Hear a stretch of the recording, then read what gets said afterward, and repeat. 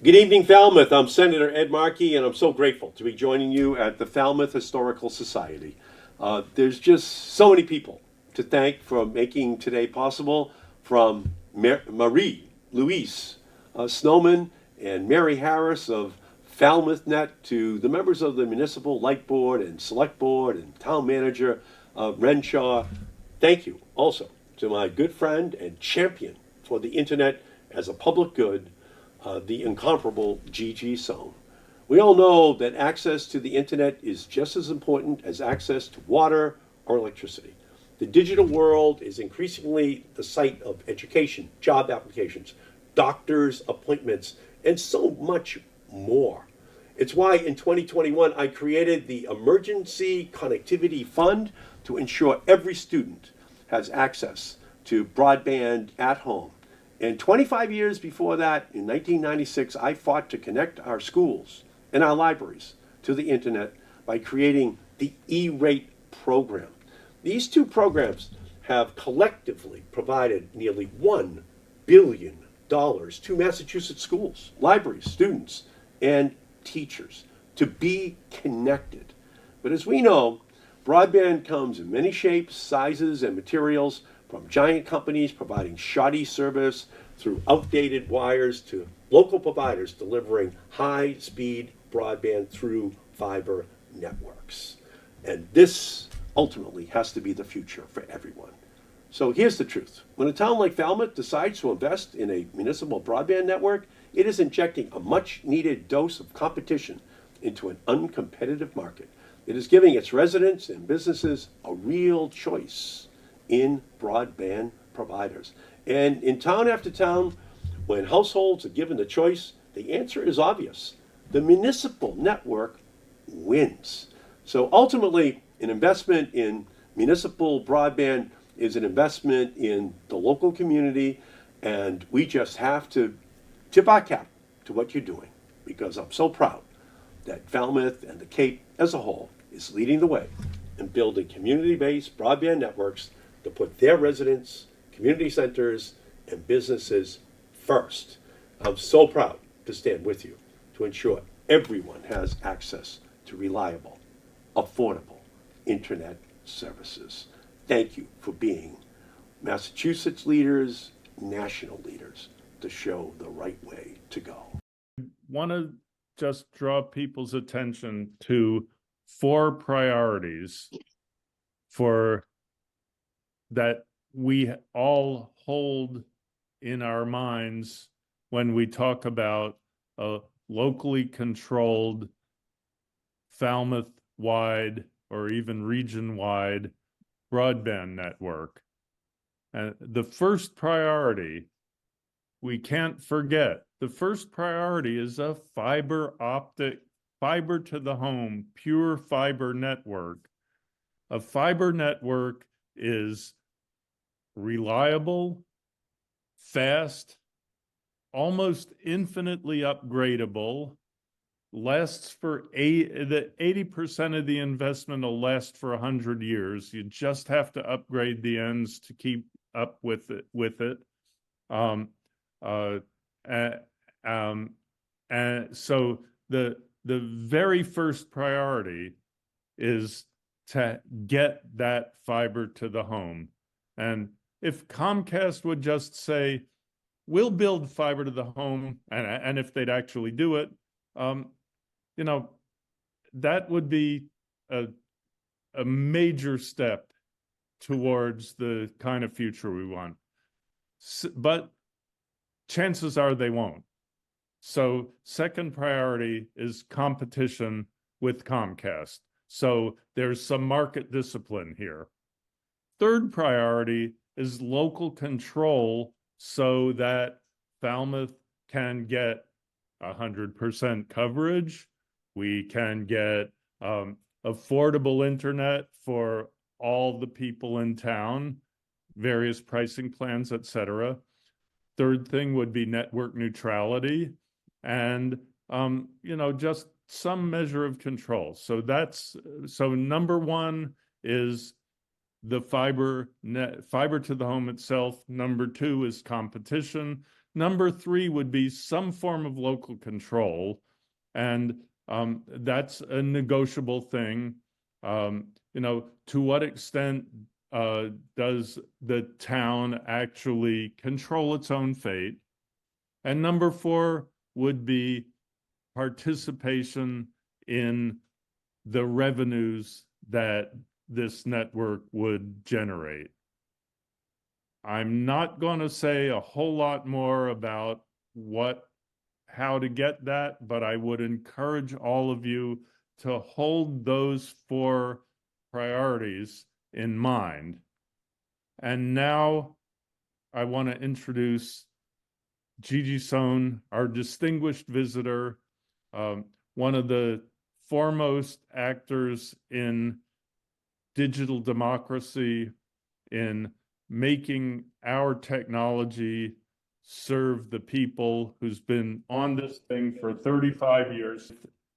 That's all the ado I have. So without further ado, Gigi Sohn, please take it away. Thank you, David, so much for inviting me here. I want to also thank Steve Johnston from Open Cape. This is my third event today. We had two yesterday. So you guys are getting the most out of me. I also want to thank Mary Harris, who is hosting me in her lovely, lovely home. I think I had the best night's sleep last night I've had in months. I slept like a baby. It was fantastic. So thank you, Mary. And she made me a lovely breakfast, and I love breakfast. So I really, really appreciate it. It's great to be here. I'm really honored, though I must say I'm extremely bummed out not to see all of you in person. And several of you I've seen on Zoom several times already in the past 2 days. Well, I did see some of you in person yesterday at the select board meeting. But I'm sad, A, because I love people and I like to hear your stories and I love to shake hands. And B, as some of you already know, because I've said it, I think, in every speaking engagement, I bought these two beautiful warm suits from Bloomingdale's last week so I could wear it here and look really good. And I'm obviously not wearing a suit today. If you're coming to the Massachusetts Broadband Coalition meeting, I will be wearing one of those suits. I got to decide whether it's the rust one or the purple one, but probably the purple one. It's so cool. But in any event, I hope there'll be another time as things move along where I can actually come and meet you in person. So David didn't really, I love Ed Markey. I've known him since he was like a junior member of the House of Representatives. He's one of the first members of Congress I met. He's fantastic. You guys are so lucky. You have two of the best senators in the whole United States Congress, and particularly Ed Markey for these issues. He cares so deeply about them. But David didn't really kind of say, he said my name, but didn't really say who I am. Did you just switch that on me? Because I actually want to see everybody. Okay. David's got to control everything. No, I like seeing people. No. Okay. I'm all about interacting. Okay, thank you. Okay. So I have been an advocate for open, affordable, robust networks, communications networks for about 35 years. And I started out trying to make broadcasting and cable more democratic, more responsive to community needs. And having failed at that, I was lucky to see the internet become a medium where everybody can control the means of communication. And for the past 20 years or so, I've been focused on ensuring that every household in this country has robust, reliable access and affordable access to the broadband internet. And most of my career has been spent in the nonprofit sector, although I did have the privilege of working for FCC Chairman Tom Wheeler from 2013 to 2016 as his counselor. It was the best job I ever had. So today I'm here mostly in my role as the executive director of the American Association for Public Broadband. And that's a 501c6 trade association that promotes the interests of community broadband networks and advocates for the right of local communities to choose the broadband networks that best meet the needs of their residents. And I want to emphasize that, okay? Community broadband, as much as I would love to see every single city and town in this country own their own broadband network, it's not for every city. It's not for every town. But you should have a choice. And there shouldn't be any political or legal or economic barriers to that. And there certainly shouldn't be any industry-funded dark money groups trying to basically tell you lies to slow you down or prevent you from doing that. So I'm also here, some of you may know, I'm here as also a former nominee for an FCC commissioner slot. President Biden nominated me in October of 2021. I had a very, very bitter nomination fight. I did not get confirmed. I'd say in large part because of cable industry funded dark money, a dark money organization called the American Accountability Foundation, which I find supremely ironic since they're not accountable to anybody and would not reveal their donors.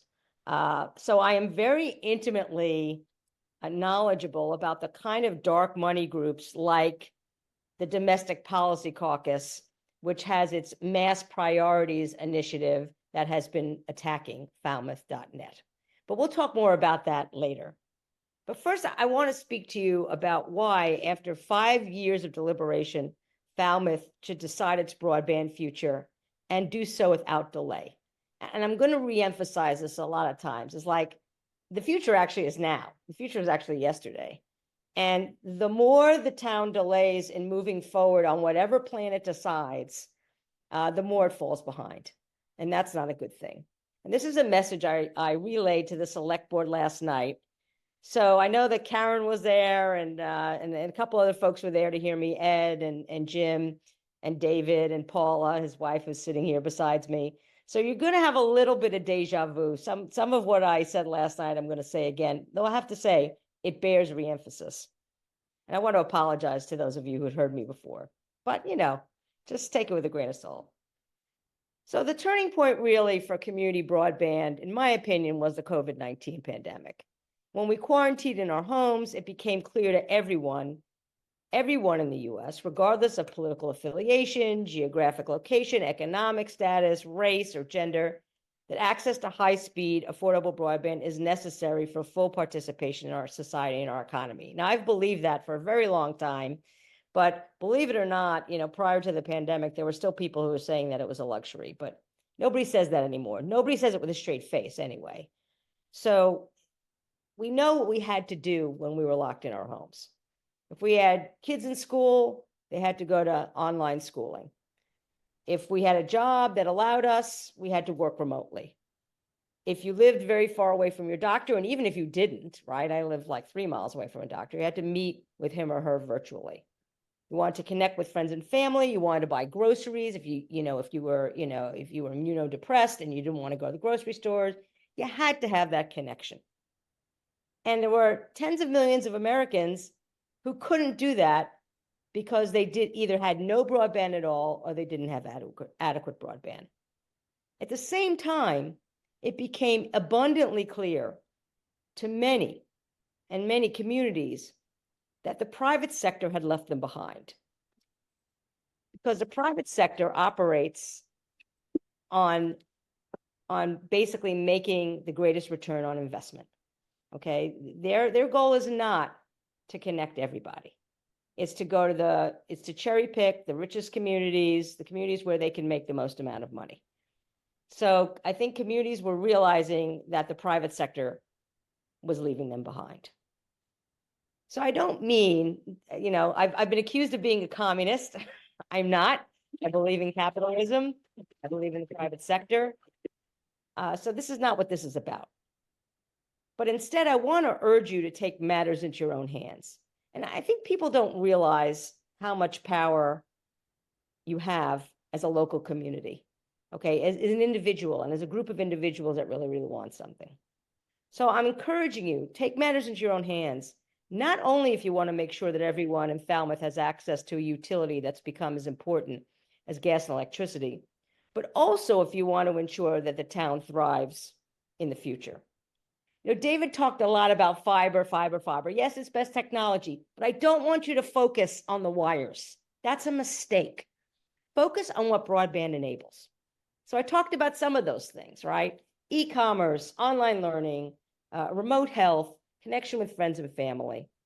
But for a town like Falmouth, and frankly all of Cape Cod, There are so many other positive downstream effects and enormous opportunities that broadband enables. So let's tick through some of them.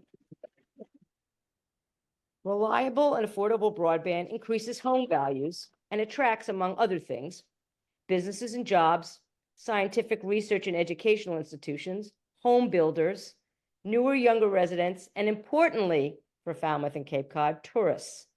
Particularly in a post-pandemic world, millions of people can live and work from anywhere, but that anywhere has to have robust broadband. I have a brother-in-law who works outside of Raleigh, North Carolina. He's got a new home business. He doesn't build anywhere where there isn't fiber. It's not even a possibility for him. So you want new homes, you want new residents, you want younger residents, you want to, build up the lifeblood of the community. You need to have reliable, fast broadband. Now, I've heard a lot over the past 2 days and this morning. I spoke to the Cape Cod Technology Council this morning. I spoke to Open Cape, had an event. Steve Johnston pulled together a terrific event. I've heard a lot over the past 2 days about, local officials, they don't understand, they still want their cable TV and all these kind of excuses. But again, I want to get back to that point. Don't talk to them about wires, okay? Talk to them about what broadband enables. And what broadband enables, and what I think they will like, is that it will make their job a hell of a lot easier. So broadband enables something called smart technology. And cities and towns that adopt smart technology are considered smart cities or smart communities.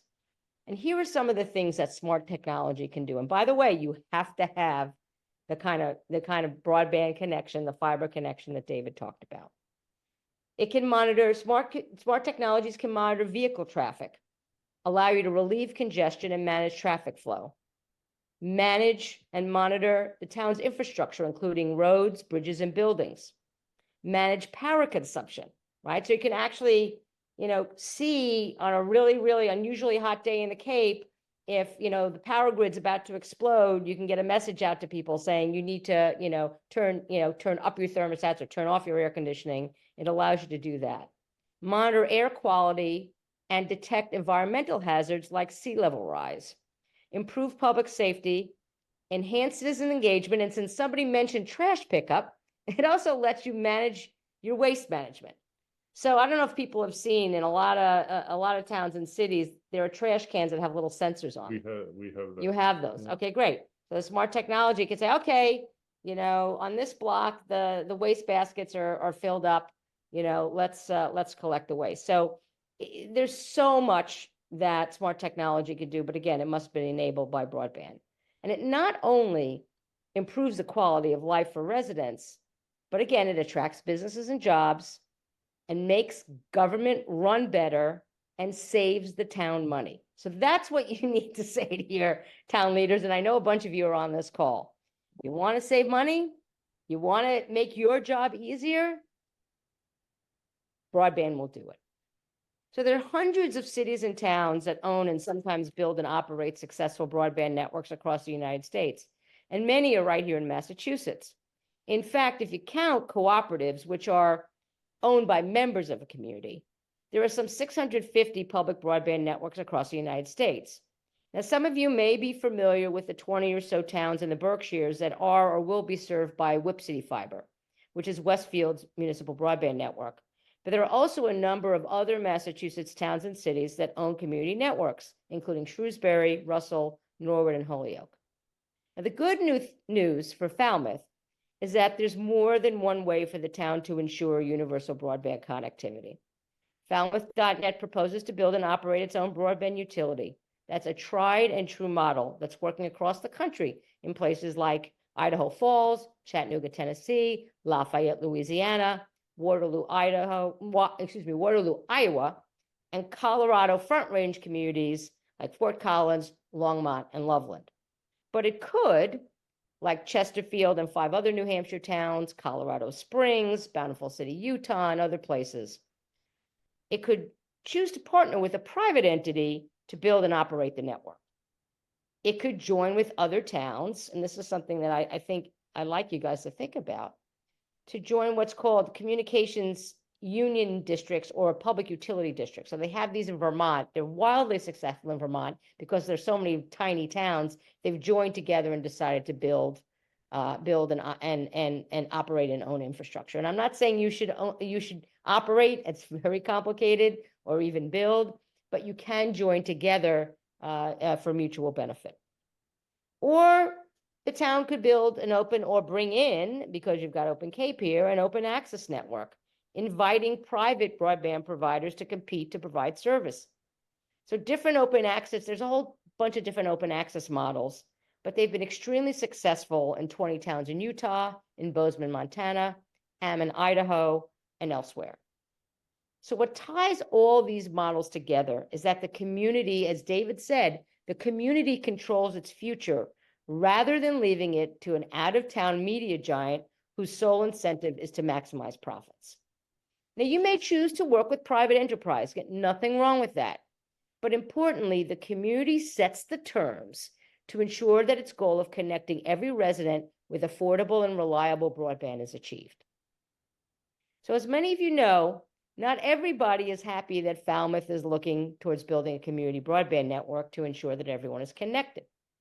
As I mentioned previously, a new group, and it's pretty new, called the Domestic Policy Caucus, under an initiative called Mass Priorities, recently criticized FalmouthNet as a poor use of taxpayer dollars, alleging, without any supporting data, because that would be too convenient to have any supporting data, that its budget is, and I'm going to read from their website, more than the entire budget for Falmouth schools, 160 times greater than what has been allocated for veterans benefits, and 95 times more than is earmarked for senior services. So what is the Domestic Policy Caucus? Who are they? And why is it decided to pick on FalmouthNet? You guys haven't even built yet. Well, its website says that it's our mission to support transparent public conversations on critical policy issues at the local, state, and federal level. We educate voters on the issues that will have the greatest impact on their community and support community members as they engage with elected officials on these critical policy matters. That's a really good mission, right? That sounds great to me, except for all of its desire for transparency. The Domestic Policy Caucus has refused to reveal who funds the organization. It's also refused, despite David's several invitations, to have a public conversation with me about its opposition to FalmouthNet. David had all these ideas.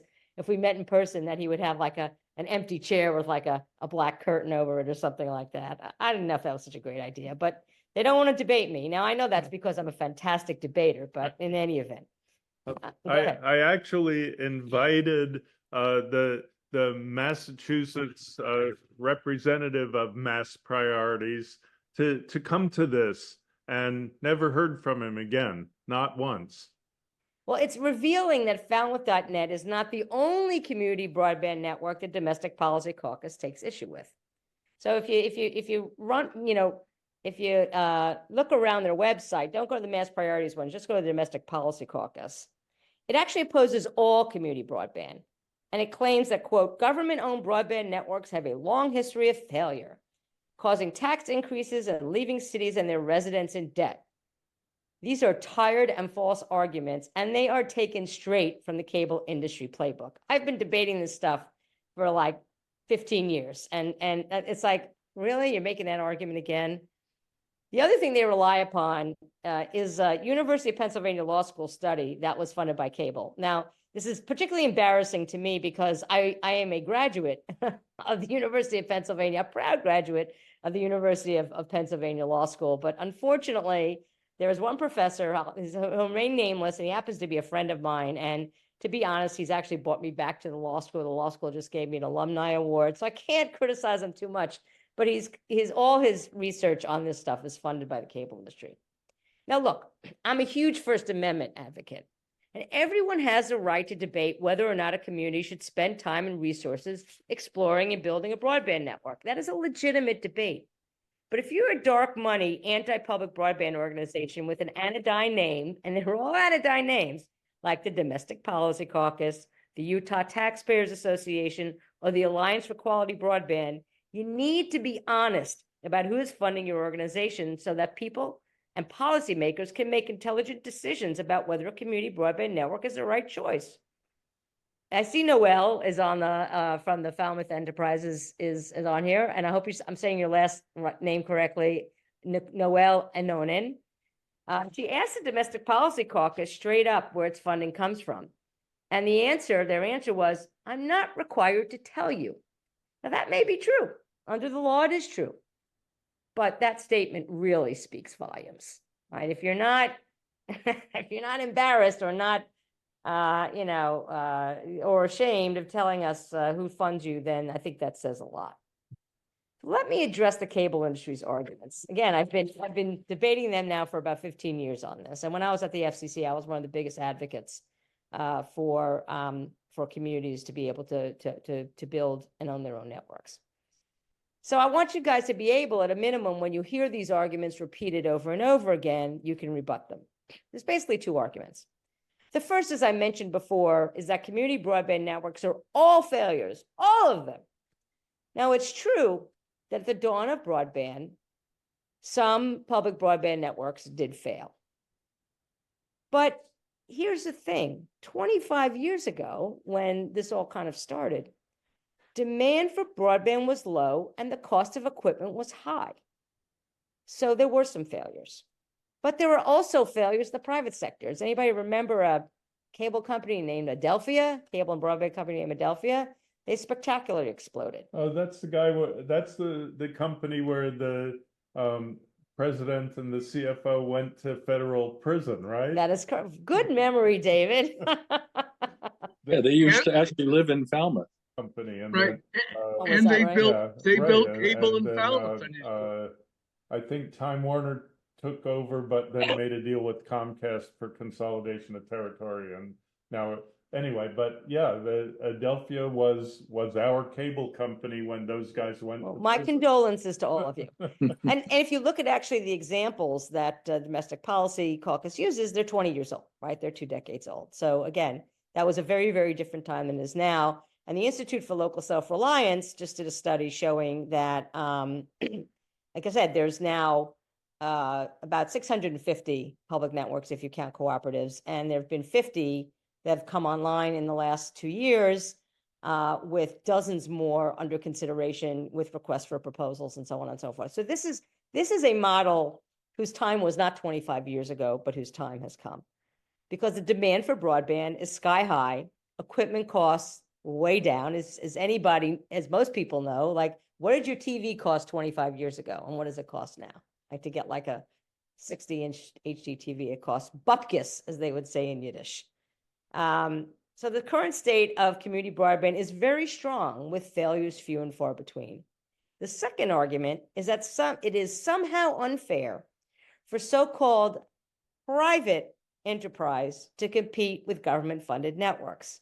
But please, and if anyone wants to name me one broadband provider that doesn't take millions or even billions of federal and state money, please tell me right now, because it doesn't exist.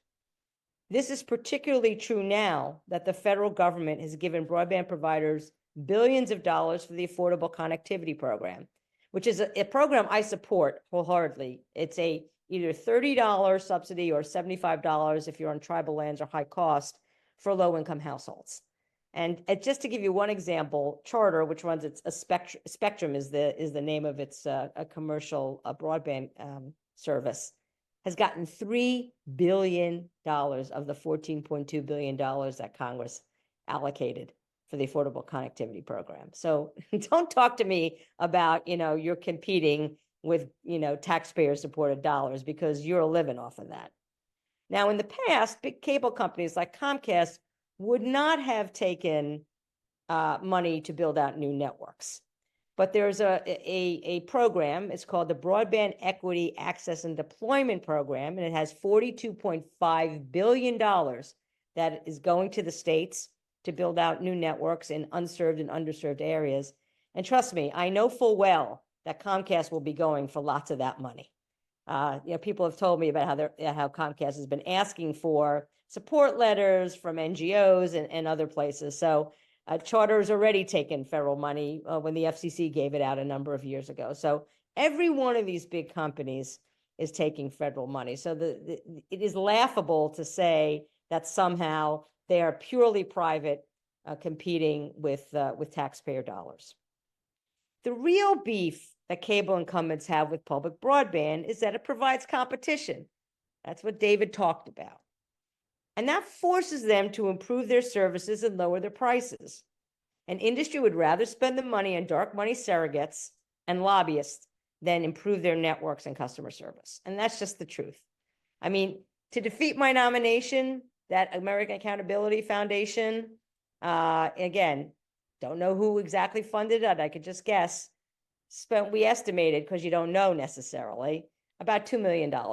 And that doesn't include the lobbyists. So Comcast hired Senator Manchin's a former chief of staff when he was governor and best friend.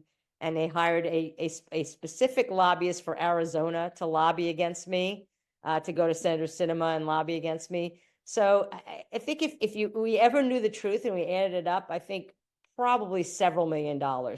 And I wasn't even nominated to be the chair. I was nominated to be the 5th commissioner.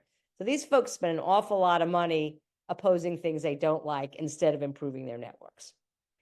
So I want to close, again, by thanking you all for coming virtually. And again, I hope I can come back again and meet you all in person. But I'm going to close by urging you to ask the select board to move forward on finding the right solution for Falmouth's connectivity problem without further delays. 5 years to decide is a really long time, and a particularly long time in internet years. And the town is in danger of being far left behind. AAPB and I stand ready to provide you with any and all support for this project or whatever project you choose, including defending against any efforts to delay or prevent the town from choosing the broadband network that best serves its residents. So thank you. I know I'm going to be asked a bunch of questions. That's my favorite part, but I've really enjoyed this, and I look forward to your questions.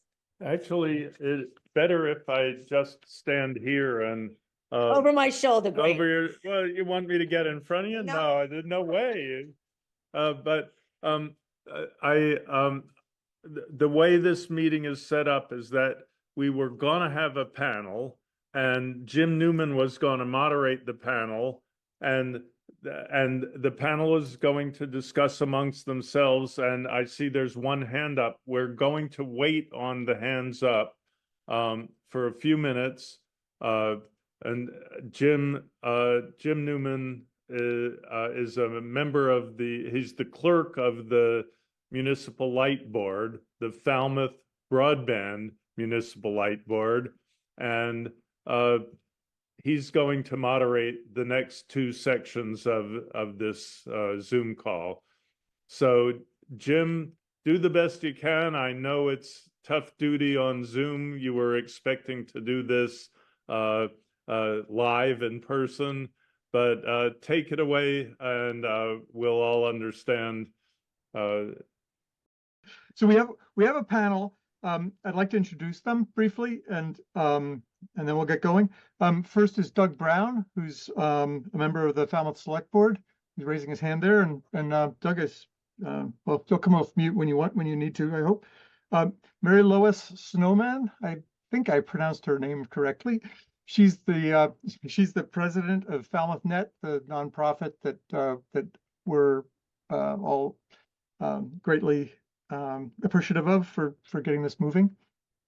Ed Swartz, who's waving his hand. He's with me on the Falmouth Broadband Municipal Light Plant Board. And last but not least, Karen Alcott, who's a former telecommunications executive who now lives here in Falmouth, and who's been coming to a lot of our meetings, and we greatly appreciate her wisdom and experience.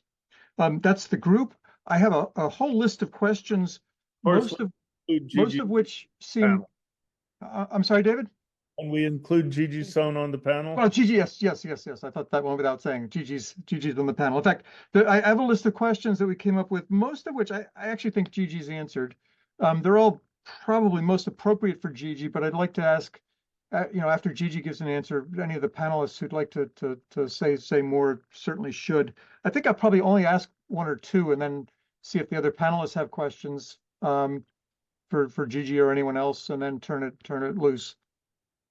But the first question I have is maybe a little bit of a softball, but I think it's something I didn't hear you talk about.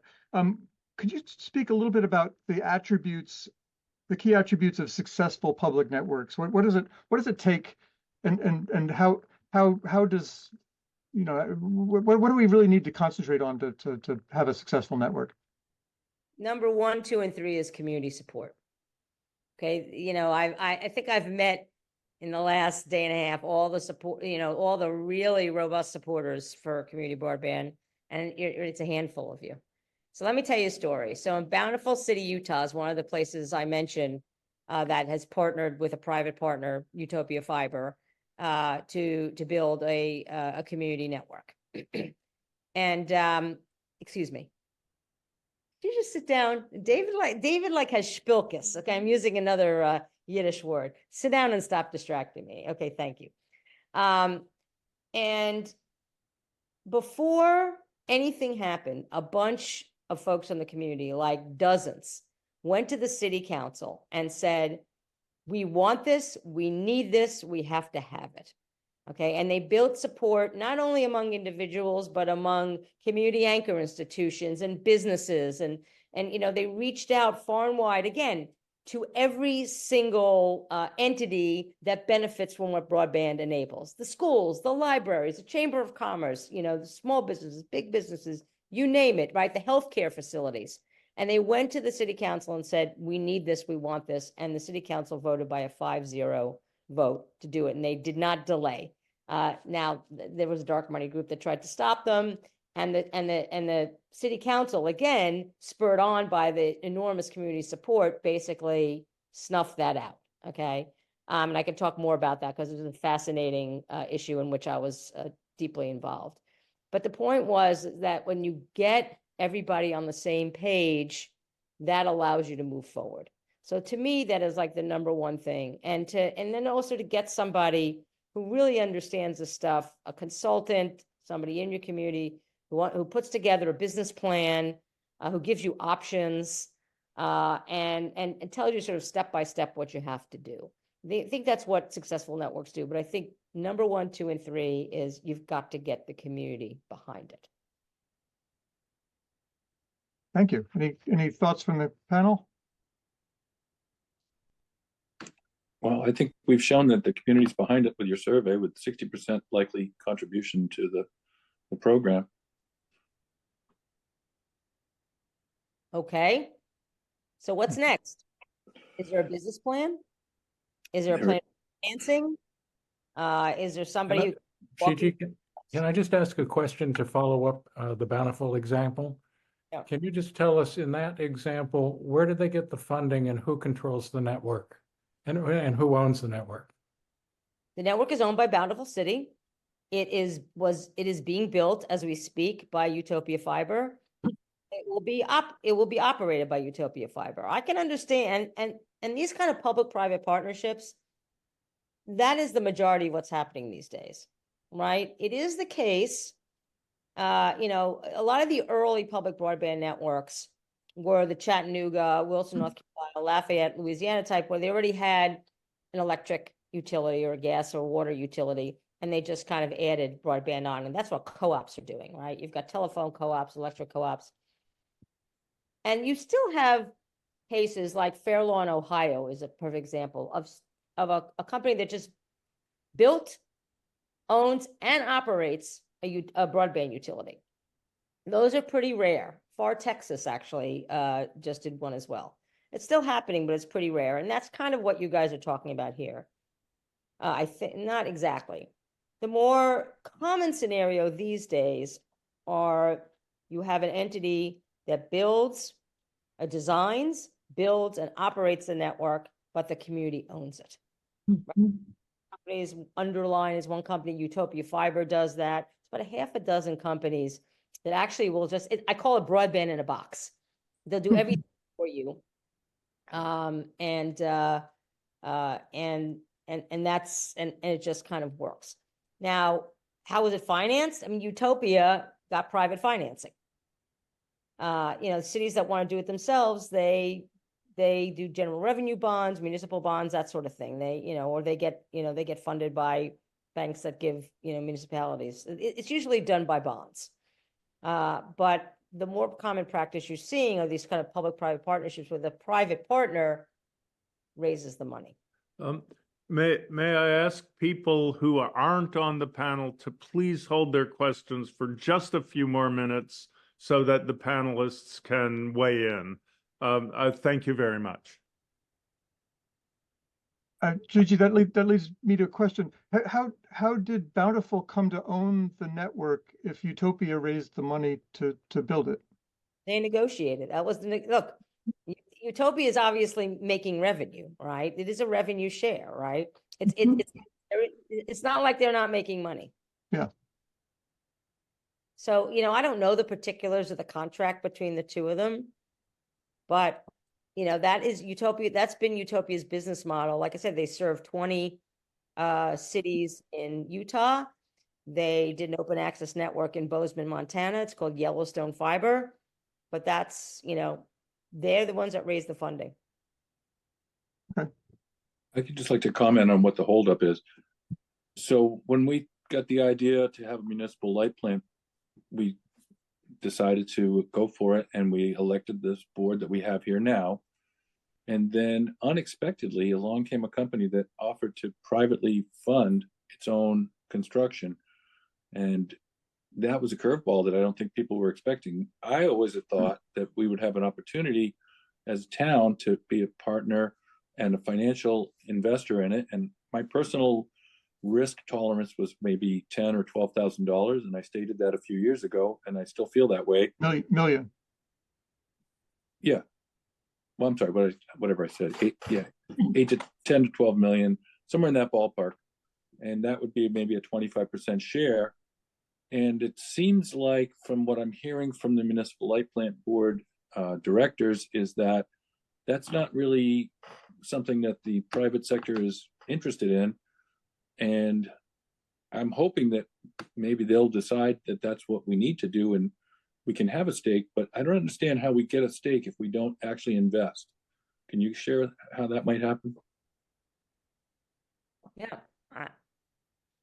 I don't have an answer. I mean, again, I know the situation in Falmouth. I don't want to, everybody wants me to opine one way or another, and I'm not going to do it. I mean, my organization supports community-owned broadband. All I can say is you do have a company that desperately wants to build out in the region and wants to start with your town, with Falmouth. I think that gives you a lot of leverage. I mean, maybe you might have to split the financing. And I need to double check. I know Utopia does put, I don't know if they entirely privately financed it. It's possible, and I would say maybe even probable, that Bountiful had to put some money on the table, but not all of it. So I guess this is all to say, if you find this situation attractive, but you really want to have a good measure of local control, you have leverage and you should negotiate. I mean, the one thing that I think gives me pause about that deal, and I understand they could do it quickly, that's very attractive. They're promising to serve everybody, have a good low cost plan. The only thing that gives me pause is how highly leveraged the company is and how much private equity is going to be involved. Now, I'm not one of those lefties who believes all private equity is evil, but I've seen private equity destroy newspapers, destroy television stations. I mean, you really have to be confident that you can protect yourself against the company or the private equity company deciding, you know what, this isn't bringing enough coin for us, and we're out. Okay, and we're going to sell. I mentioned Braintree as one of the public networks last night, and Ed Schwartz kindly told me they sold it. They sold it to Comcast. I mean, if that's what happens, then you've wasted your time and your money. That's why I would say if this is a serious offer and these people really want to build out in the area, you need to see what kind of local control you can extract from them, so you're not left holding the bag one day if they decide to bolt. Exactly. Hey, Doug, I have a thought, which is the more business you bring to a partner, the more all boats rise. And so when Gigi talks about leverage and what the town has, you have access to all these utilities and sensors and, kind of the guts of running a town. You've got water and sewer and waste management and traffic and transportation, all those things that if you thought about a strategy that unified with a connected backbone of all those utilities and the uses of those utilities, it would be a much different conversation, because then you're leading not only with fiber to the home for the residents, but you have a business strategy on how to work with partner A, B, or C. So I think if the town could put some work into making this a strategic imperative of unifying all the needs of the town through a technology backbone, I think you would find that you had an awful lot of things that you were managing that could be aided by technology. Well, I think the board is very well aware of that and very anxious to move forward with whatever program we're going to pursue. I think we need to decide whether or not we're going to hold this potential broadband construction company to a certain standard where they're going to cooperate with the town. I think that's going to be the next step. Or if not, then we'll have to think about whether or not one of the other companies is more flexible and more willing to work with the town. I'd like to get started right away, and I don't see any pushback from the select board. We're certainly all in favor of creating this municipal light plant board with the hopes of finding out whether or not we could do a municipally owned service with an operator that come in and run it. So far, we haven't really explored that fully, but right now we have an offer that we might want to consider, because as we just heard, things are moving quickly. So we might miss an opportunity. Well, I don't think Boundless is going away. But I mean, the downside is that you guys are falling behind. And I understand the desire for speed, particularly since, this process of deciding has been going on for several years now. But I do think you have to think about the possible long-term consequences. And I would highly recommend that you guys hire somebody like a Jim Baller, is a lawyer in DC, wonderful guy.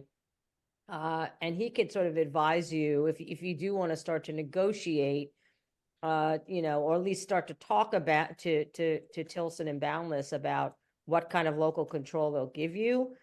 I think you need to have a real sort of pro at the helm.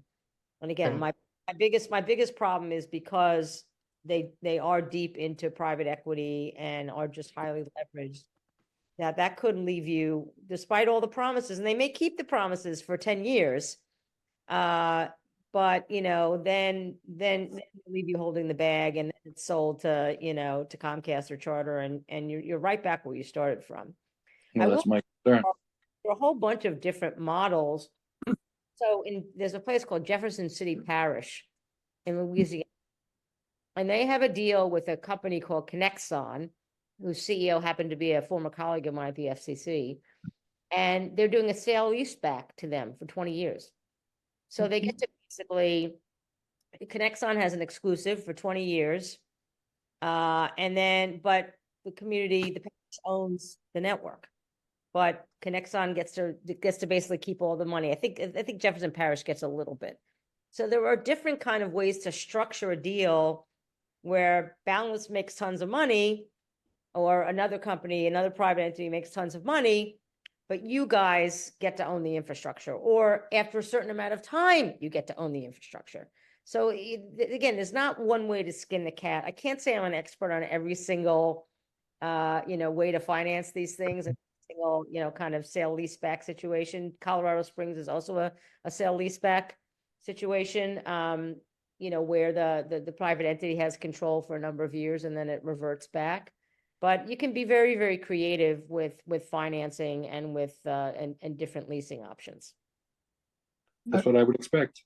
I have one more question I want to throw out that sort of leads to before we give everybody a chance. So we hear lots of I'll think of them as rumors about government funding for various aspects of broadband infrastructure, and best we can tell, sitting here and as non-experts, most of it's not available for Falmouth since we're already adequately served by some measure. Can you speak to what we ought to be looking at, if anything, for government funding? So this was mentioned on one of my earlier calls this morning. There's something called the Capital Projects Fund, and that came under the American Rescue Plan Act, ARPA. Those funds, and the state has control over those funds, so you need to go to the MBI. And those funds are not encumbered at all, right? The $42.5 billion I mentioned, the Broadband Equity Access and Deployment Program, or the BEAD program, you guys are not, Massachusetts got, again, bupkis, like $178 million, compared to Texas got $3 billion, or Missouri got like $2.7 billion, right? Because it's just not that rural estate. And I will say some of our friends in the private sector have overstated what they provide in terms of speed and coverage. That's a whole nother story. I think your best, and I understand that the Massachusetts gap funding is not really available to you guys either. The best bet are the ARPA funds. So my recommendation is this. A former Ed Markey staffer named Joseph Wender, Joey Wender, some of you may know him, is actually the head of the CFP program at Treasury. I would advise talking to him. I advise also talking to the MBI and asking them, what do you have left in ARPA funds? Are they available to us? Because it's not the same, they're not the same limitations. I think that would be your best bet for getting your mitts on some funding. Now, I understand that, though, that the state does, and David, I think you know this better than I, does have some funding at least for like studies or to explore the possibility of community broadband. I think you guys already got some money, right? We've got several trenches in the $100,000 range, yes. Right, okay. So, you know, that's not enough money to build a network, obviously, but at least it's money to put together a business plan, which I think is something you guys desperately need to do, or at least an options paper that gives you a variety of options. So, but I would check out the ARPA funding and seeing if that, because that was $10 billion given out to all the states. So I don't know what Massachusetts got, but it wasn't a small amount of money. And a lot of people have kind of forgotten that money's out there, and it's available now. Not the BEAD money won't be available for another year or so. And you guys want to move quickly. Yeah. Thank you. Any other comments from the Yeah, I want to panel? hear from the panel. I mean, I've talked enough. I'm getting tired. So this is Ed. I have a couple of comments. So one, and I appreciate, Gigi, what you said about getting stakeholders involved and getting people aligned and getting involved, because I think we've been very fractured as an MLP, quite honestly, with our relationship with the town. As much as it was created at town meeting, and we've talked about support, but the support has been limited because they look at the MLP as its own entity, governmental entity, but we have no funding other than what FalmouthNet has offered up to an MLP. So people need to understand that when we talk about building a business plan, the funding would be FalmouthNet's funding, not funding provided from the town to build a municipally owned network. So in order to get to that point of building a true town vision business plan, the town needs to be behind it. The town needs to be supportive of it. And I think we need to get to that point. You know, the boundless thing was, like Doug said, it threw a whole monkey wrench. I don't think any of us at the MLP, when we sat there, thought someone was going to come in and place an offer like that. But I totally agree and aligned with what you said. We had, as the first, because they are a registered telecom here in Massachusetts, which gives them the ability to come in and work directly with the town and on poll ready with Eversource and build a network. But we have to take advantage of the opportunity we have from a control standpoint. Not necessarily, it may never be an ownership, but we have to put everything we have on the table, and we all have to be aligned on that. as we go forward. And that starts with leadership in the town and us requesting that leadership from the town on where we get to that. But I know we can't look the other way and continue on a different path, because that path may overrun us without the opportunity of getting the control that you talk about. Thank you. That's my 2 cents as a member of the MLP. Hi, I'm Mary Lois Snowman, and I'm the president of FalmouthNet. I want to take about 10 steps back just to reiterate how this initiative kind of came together and what the mission initially was. And that is all around digital equity. I don't remember if we've talked about that or really emphasized that, but for those who are at town meeting members or for the press, I just want to say that reliable, affordable internet for all is very important to us and very important to this mission. And in as much as we have conversations about who will build it, how it will be built, what the model is, I just want to make sure that that voice is continued to be heard as part of a North Star principle in deciding who and how it's built. I too get concerned about private equity. I've seen private equity take companies and sell them bits and pieces of it. That's just an example. Google Fiber has started in town and communities and then not finished and not built out the entire community. And where we live on the Cape, we have roads that have 3 houses down half a mile. So I think it's just important to keep that original mission in mind. Thank you. And I will second that to Mary Lois, that has been on the mind of every RFI input that came back to the MLP is followed with digital equity, affordable connectivity. That has been the mission as part of the MLP, as we talked with each individual group that requested more information from us or came in and met with us. So the last piece, if I can just follow up one more piece, is I think one of the portion that I think Boundless wants to do it, and I think we as a board had it on our agenda to discuss tonight, is they want to come and present to the town so the town can see that. Because I think there is more to than just the generalities of talking about private equity, but what they are offering as part of the private equity, in that it is truly a regional approach and has a long-term effect, not just here in Falmouth, but across Cape Cod, that they need to come in and show everybody in the community, not just us at the MLP. So I think they want to do that. I think we've kind of held them back a little bit because we're trying to get some direction. Just so everyone understands that they will come and present in the near future to the entire town. I think if I could just speak in there, Ed, I think that a big concern and problem that's happening is that you guys are a 5-member elected board, just like the select board. You have authority to do whatever's needed to make any negotiation and recommend to the select board and to town meeting. So I just think we just need to decide what it is that we want and bring it. Because if you're just going to say, well, maybe you should talk to these guys, I mean, you guys are elected to decide, and that's what I think we need.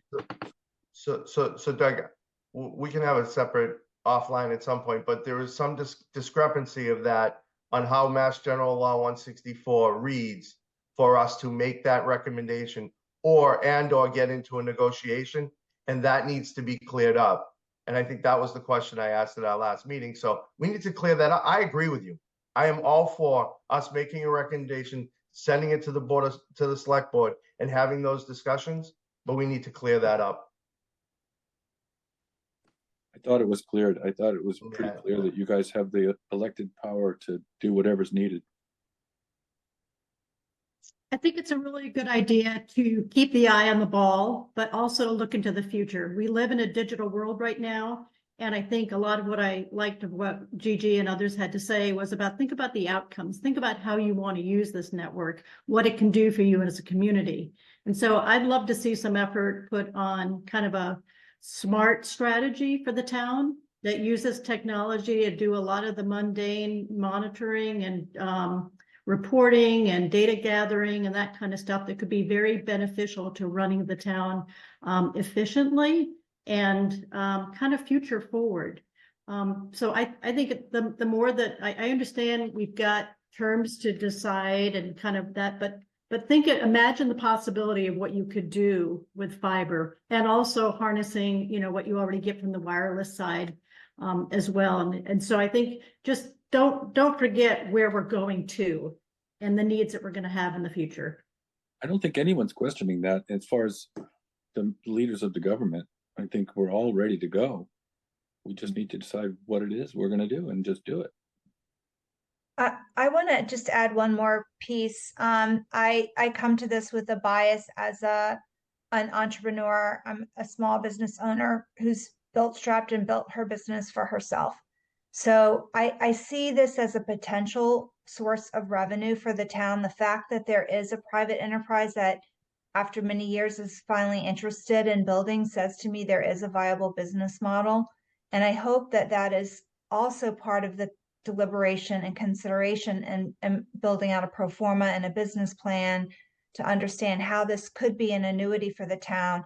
Falmouth is going to have a lot of expenses in its future with coastal resilience and some other things that are happening. And this could be a way for us to think about offsetting some of those costs. So I hope that in the speed that's desired to develop broadband, there's also a consideration of what is the best model for Falmouth. Absolutely. If you could unmute, there's a lot of audience questions coming up, and I would ask that you please wait until Jim Newman opens it up for audience Q&A. Right now it's panel time. It's Jim's call when we get to the audience Q&A. I was just about to open it up unless anybody stops me. That Bountiful City did partially finance with revenue bonds and also used sales tax for security. So it was not, I apologize for saying that it was entirely privately financed. It was not. Okay. Wendy Helland has her hand up. You're muted. There we go. Hi. I'm from Bourne, and I don't know if all of you are Falmouth people or whether there's some people here from other towns who are interested in hearing Gigi. At this very moment, our town advisory committee, of which I'm a member, is presenting to the select board on our recommendations for all of this, or most of it. And we're getting a tremendous amount of pushback. I'm not here as a member of the committee to speak for the committee, but I'm here as a person who lives on the wrong side of the Cape, if you want internet, or the wrong side of the canal. I'm actually pleased that I can even be here because mine's been going in and out for months. We have a tremendous digital equity problem. We have a big hunk of town that belongs to the Wampanoag tribe, the Herring Pond Wampanoag tribe, and they get nothing. They have nothing out there. And that's on the Plymouth side of town. We also have a tremendous retirement population. And I think ours is higher than Falmouth's is. We certainly have a much lower overall financial base to work on.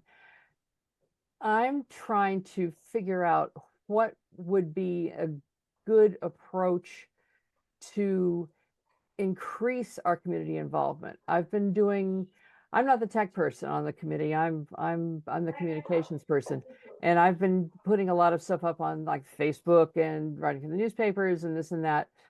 And I'm starting to get a little more engagement, but we're also starting to hear perhaps some pushback, partly the, build bridges, not broadband guys, you know those guys.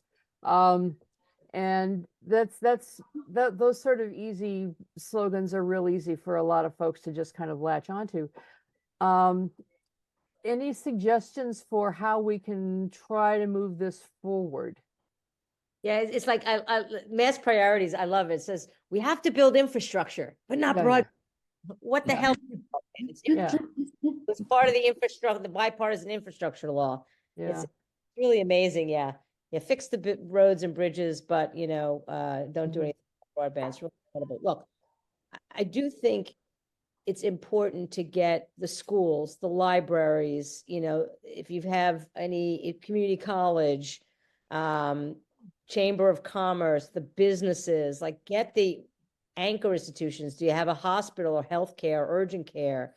no, Any of these kind of institutions that really can't operate. Like, David was telling me stories about businesses that can't credit card transactions. yeah. Mhm. Activity is I so have low, that. right? Or scientists can't do their work because the connectivity is so lousy. Right. And we're also, you probably know this, we're very seasonal here. And so as soon as summer comes, people come over the bridge with their laptops and their cell phones and suck up all the bandwidth from the ISPs. And ours just goes, right on down. He said to me today, well, we have a lot of seasonal residents. Well, they're residents. I assume they own or rent. They want it too, right? I mean, can you harness them as well during the summer? Can you have a campaign during the summer when your population, what you tell me that Falmouth like triples in Yeah. size? Over. Yeah, ours does. Yeah, People ours does. people It's the now thing. take work vacations, right? And they need that connectivity. But I think that what you got to do sort of like what I call grass tops, right? Rather than grassroots. Like get the sort of the business leaders, the education leaders, like the leaders of the community that really can't actually operate unless they have good connectivity, and then kind of go down from there. That would be my advice to you. And yeah, you're getting pushback from the same people. And this is, Noel, talk to Wendy, because it's still happening. And I have to say, the enterprise has done a fantastic job of unveiling, to the extent that it's humanly possible, who's really behind this. Because if Comcast came out in its own name and said, we really don't want you to build a network that would compete with us, people would just laugh it off. So continue to uncover, ask Comcast, ask their regional person, are you funding this? They will not deny it. No, they won't tell you either, though. They And won't. Wendy, you can but- follow Falmouth's example. I think they've done a great job. FalmouthNet has really done a good job of engaging, showing the select board why it's important, showing the town why it's important. And that's why there's the support. And that's why these companies are coming to town here and interested to take over, because they've already set the stage for it. We're on the edge of being ready to go. Yeah. And they want to come in and take all the revenue, which I certainly understand. It's not a bad idea. Bourne has a wonderful committee to advise. We're an officially town constituted advisory committee, and we've got some real good tech people and some real good governmental experts and all sorts of other things like that there. But we're the only ones in town.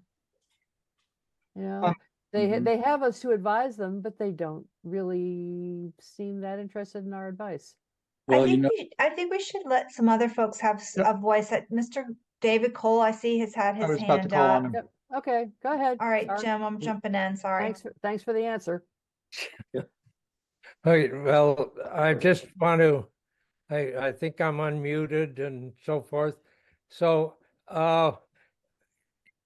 we owe it to Falmouth and your local newspaper for warning us about the head of the mass priorities, who was leading all the campaign against you last fall and continued on. The only trouble is he lives in Westport, and he moved into Westport recently, and he's now gotten himself appointed to about 3 or 4 committees. He ran for the select board last year and was soundly defeated. He's reportedly taking out papers again to run this year.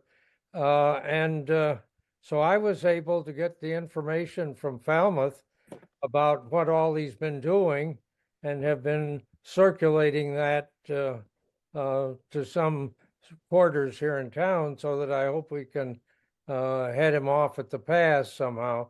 But we we've had the 2 votes to set up a municipal light plant. We voted the Board of Selectmen last night to move ahead with setting up our municipal light plant. We also have some town attorneys who so far have mainly advised us about the legal issues that we face rather than the answers to how we move ahead and do it. And so I'm hoping that we can get some support from the town attorneys to get the ball rolling.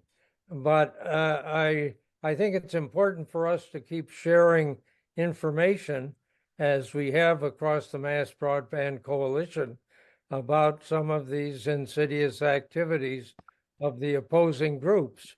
And they defeated the vote in some towns. I know they handed out leaflets and all the rest, but we've had 2 votes in our town meeting. In the last one, it was 180 in favor and 12 against setting up our own municipal light plant. So we're trying to move ahead on that basis. And we'll look to you guys for learning from your experience, especially we've been hoping that Falmouth would keep moving about 2 jumps ahead of us so we can follow you. But I'll try not to catch up, and I'm sure Mr. Thrasher will be doing his best to try to see that we don't either. But we're going to fight back. You know, I would say this, like whenever these leaflets get handed out, you know, whenever you have these pushbacks, you just ask the question, who is funding you? Where's your money coming? Who's printing these leaflets? Yeah. Just raise the seed of doubt. And, you know, maybe they've defeated some things, but I'll just tell you a story. So in Colorado used to have a law that said that every time, if any community wanted to build a community network, it had to have a ballot initiative, right? There's still 16 states in the country that have either prohibit community broadband builds or limit them. But Colorado had this law, and 120 municipalities had ballot initiatives, and each and every one Comcast came in its own name, which was probably a mistake, to try to block it, and they lost every single time. So when communities want this, they'll push back. But I think, again, when you hear these arguments, when lobbyists, get up at select board meetings, you have to ask them, who's funding you? Yeah, well, he was at the select board meeting last night and he didn't say anything. I was prepared to ask him if he did, but he didn't. But I had informed the town moderator about the activities of that group. And the first answer I got back was, well, people have this is a democracy. People have a right to express their opinion. And I said, yes, that's true, but we want to know where they're getting their funding that is pushing their agenda. And finally, he came around and saw that there could be issues there. And the finance committee on which he has now been appointed, they also, the chair there is aware of his various I'd like to. unnotified affiliations. So anyway, just look out. We've got him here in Westport. I hope he doesn't stay too long, but we'll warn you if he moves out. Yeah, I'd like I to- also invited him to meet with the municipal light board, and he never responded. Yeah. I'd like to ask Jason Cullinane to tell us All what he's right, interested in. thank you, Jim. Can everyone hear me? Yeah. I'm Jason Cullinane. I'm the vice president at FalmouthNet, and we want to thank everybody for doing this. Gigi, thank you for coming here and helping us out on our long quest to bring municipal broadband here to our little corner of the universe. One of the key things that when I came on at FalmouthNet that we were trying to get was, at the very least, that the town had some skin in the game to have some control and have some responsibility in setting up broadband. And I think I heard you several times say, how important that is. And I would like to stress that to the municipal light board, that having some sort of control from the town, even if it does cost several million, that is something I think that we will gain back in time. So that's just, I just want to make that statement. Thank you, Jason. Are there any comments on that, or should I call on Bob Miscali? If Jason's finished, I'll jump ahead, Bob. in. Hi, I'm Bob Miscali. I am on the select board, and David and FalmouthNet, I want to thank you for putting this together. And Gigi, I want to thank you for coming last night and giving us a good presentation, and for your service to the country with this very important issue for many years. So thank you.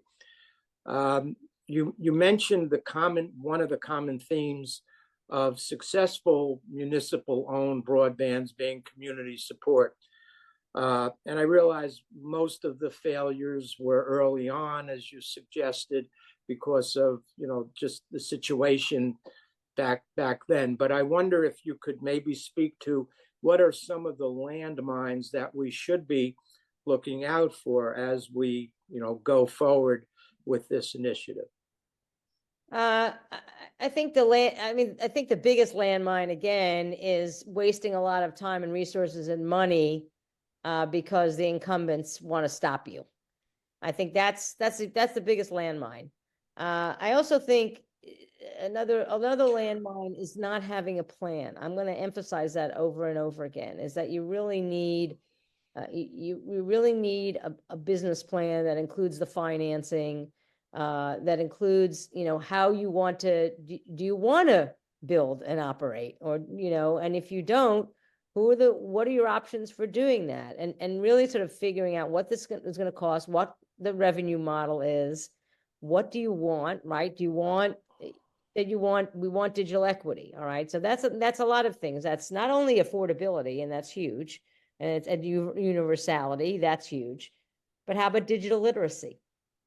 Right? It's great if you've got a network and it's affordable, but if you don't know how to use a computer, what good is that? Right? So digital equity means a lot of things. How are you going to provide for that? So I say you really kind of need to lay out what are your priorities and how are you going to get there and how are you going to finance? Thank you, and I appreciate that. I guess my question was more to what are the landmines where municipalities have proceeded along this path and they fail? What are the things that cause them to fail? Well, what caused them to fail is they don't get enough uptake, right? Maybe perhaps they miscalculated how much revenue they would make and how many people would actually take up the network, or people do change their minds or what have you. So I think that's one of the biggest points of failure. The other point of failure, I think the reason Braintree sold is because it just, it's not enough just to build a network, right? You have to keep it up. And even if you build the gold standard fiber, you still have to service it and you have to change out the electronics every 5 years. So you have to make sure you have enough of a revenue stream to make sure you can maintain the network.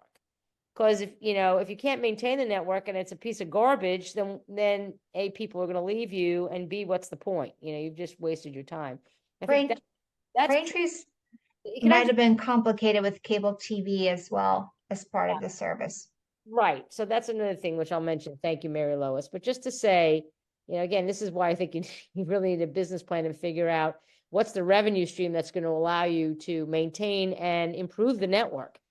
Right. So, the great thing about fiber is scalable, right? You can start at 1 or 2 gigs symmetrical and go up to 10, 50, 100, but that will take some upgrading. So I think the biggest pitfalls are, again, not really figuring out what the revenue stream is that's going to allow you to continue. And yes, Mary Lois made a really good point.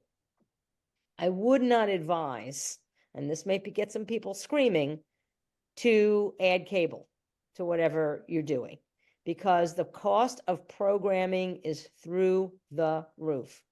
Okay, and you can pretty much stream anything you want. Now, if you've got an older population, again, you may hear screaming and crying about it, but that all adds providing video, linear video, which is a service that is dying.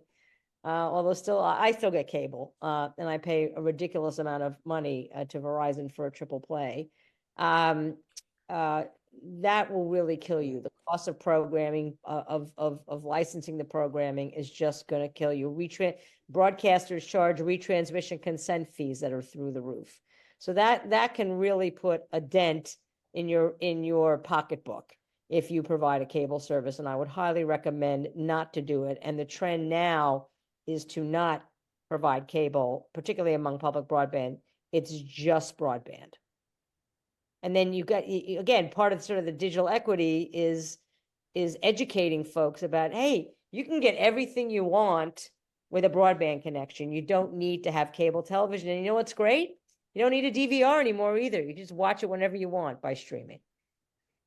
So that kind of community education, again, it's not only sort of, community organizing, it's educating the community about why this is an enormous benefit to them. We are past 8:30, which is supposed to be our witching hour. I really want to thank everybody for being here. I don't know if David has any last words. Gigi has any last words? You guys are muted there. Oh, I would very much like to offer Gigi the last word, but before I give it to her, I'd like to thank Doug Brown and Bob Mascali for their service on the select board, and everybody who's on the municipal light board who has been struggling with these issues, and Jason and Mary Harris and Mary Lois. Apologies to Mary Lois for the senator mangling her name, but for the FalmouthNet, which remains an advocate for our network, our putative network, or certainly our network project, and for Karen and Bob Egan, and I'm probably forgetting some of the other people who have been, Jack Belcher, who have been attending the municipal light board and adding their wise input and life experience. I think we can now move this thing forward with a little bit more deliberate speed. And thanks to Gigi for coming to Falmouth and making an event that catalyzes all of this. So thank you, Gigi. Take the last word. My last word is I've really enjoyed all this. Got one more event tomorrow morning. Again, a shame that I've not been able to meet folks in person, but hopefully there'll be another time. And I do stand ready. My organization and I stand ready to help you guys in any way we can, particularly beat back the bad guys. But I just want to say goodnight to everybody, and please do keep in touch. Thank you so much for coming. Thank you. And thank you, David, for organizing this. Okay. Good night, everyone. Thanks so much for being part of this. Thank you all.